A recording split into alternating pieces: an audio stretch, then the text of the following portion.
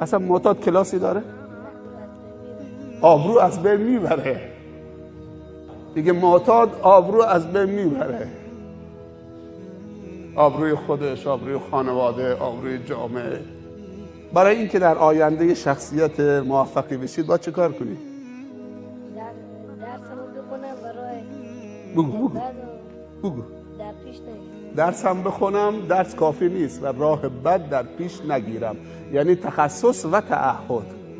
خوب گوش بده پدر، این به نمایندگی از شما همه آمده. سخنرانی من خیلی کم رنگ شد. شما چه سخنرانایی دارید؟ درس هم بخونم و راه بد در پیش نگیرم. این حرفی زد که من دلیل دارم. شما میدونید آمار معتادین دانشجوهای دانشگاه ها چند نفره؟ 150,000 دانشجوی معتاد داریم ما با استاد دانشگاه. 30,000 دانش آموز سیگاری در کشور داریم.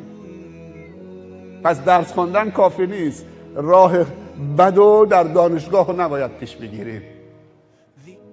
اسمت کیه پسر؟ میلاد جمال بود. خانواده تو دوست دارید؟ خیلی زیاد.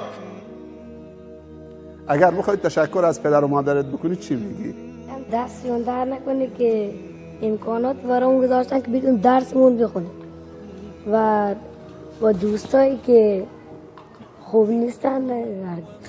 میگه که به پدر و مادرم میگم دستتون درد نکنه که امکانات برای من فراهم کردی که بتونم درس بخونم و راهنماییمون کردی که با دوستای بد دوست نشیم و کار خوب بکنیم. حالا به پدر و مادرت بگو دوستتون دارم. دوستتون دارم. انشالله که ایشون، این فرزند عزیزمون و همه این بچه ها در آینده شخصیتی بشن که جهان اسلام و جامعه بشری به اونها افتخار بکنه. بگید آمین. آمین. جزاکم الله خیر. برو عزیزم. محمد و آل محمد صلوات.